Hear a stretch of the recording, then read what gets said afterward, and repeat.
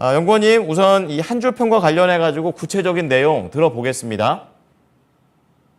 네, 지금까지 발표된 경제 지표들이 부진하게 나오면서 경기 회복에 대한 의구심이 계속해서 부각되고 있는 것 같습니다. 특히 물가 같은 경우에도 컨센서스를 하회를 했고, 특히 에너지와 식품을 제외한 코어 CPI도 둔화되는 모습 보이면서 시장에서는 디플레이션에 대한 우려의 목소리도 계속해서 나오고 있는 상황인 것 같습니다. 네, 여전히 부진한 경기 지표와 이제 다음 주에 발표 예정인 실물 경제 지표, GDP에 대한 경계심이 증시의 발목을 잡는 것 같으면서도 반대로 경기 부양에 대한 기대감 역시 유효하다라는 점이 증시의 하단을 지지하고 있다라고 봐주시면 될 것 같습니다.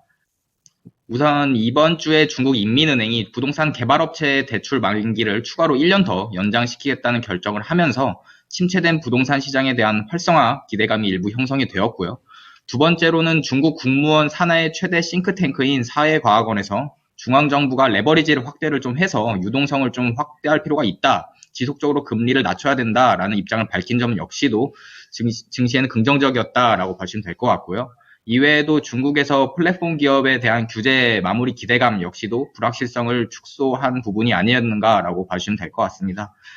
결론적으로 중국의 경기 회복에 대한 기대감이 연초 대비는 많이 꺾였지만 그래도 정부의 경기 부양이 지속되고 있다는 점에서 하반기에는 좀 더 기대해 볼 수 있지 않겠는가라고 체크해 주시면 될 것 같습니다.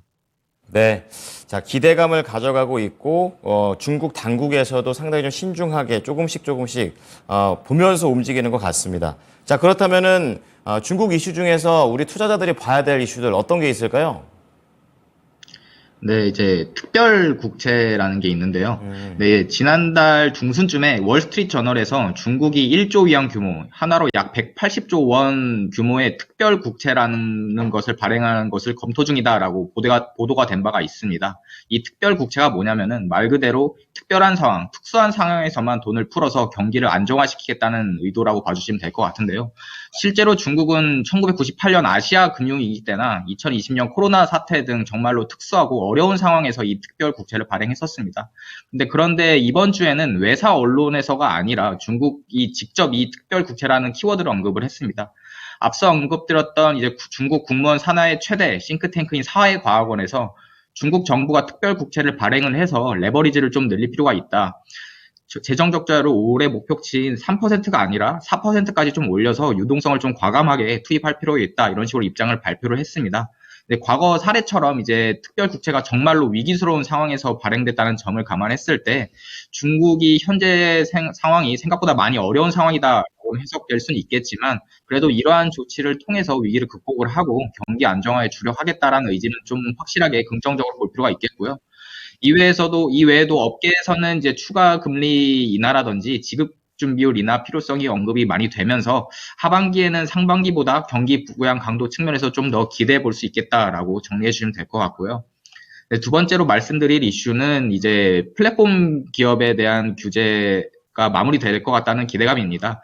우선 최근에 중국 정부가 이제 알리바바 자회사인 엔트그룹에 거액의 벌금을 부과하면서 그동안 강도 높은 규제가 벌금과 함께 종료가 되고 이제는 중국 정부의 플랫폼 기업에 대한 스탠스가 규제에서 지원으로 전환될 것이라는 기대감이 형성이 되었습니다.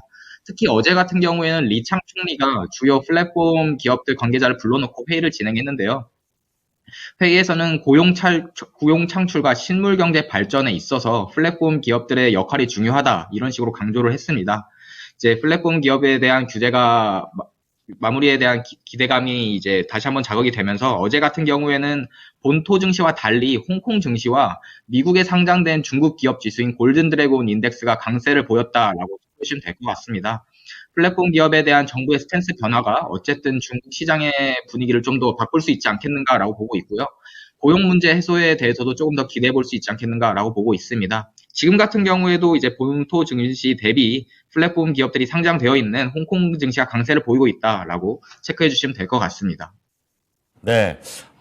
특별국채라는 게 또 있군요. 여기에 대한 기대감 또 새로운 아이템인 것 같습니다. 거기에다가 플랫폼 기업, 중국에서 좀 더 이런 압박을 푼다라는 점도 앞으로에 대한 호재가 될 것 같습니다. 자, 그럼 마지막으로 중국에서 봐야 될 경제 지표라든지 일정들 어떤 게 있을까요? 네, 다음 주에 주요한 지표들이 많이 발표가 됩니다. 우선 2분기 GDP 성장률 발표가 예정이고요. 아무래도 작년에 코로나 쇼크로 기저효과가 반영이 돼서 시장에서는 7% 정도 나올 것이라 전망이 되고 있는 상황입니다. 이외에도 소비, 투자, 생산 등 이제 주요 실물 경제 지표까지 발표 예정입니다. 6월까지는 눈에 띄게 경기 부양에 대한 시그널이 좀 포착이 안 됐기 때문에 부진한 흐름을 이어나갈 수 있다는 점 경계하면서 중국 시장을 보자라고 체크해 주시면 될 것 같습니다. 이상입니다. 네. 자, 다음 주도 중요한 지표들 미리 또 예고를 해 주셨습니다. 잘 보도록 하겠습니다. 감사합니다. 네, 감사합니다. 네. 자, 오늘 나우 차이나는요, 이베스트 투자증권의 백관열 연구원의 분석을 들어보셨습니다.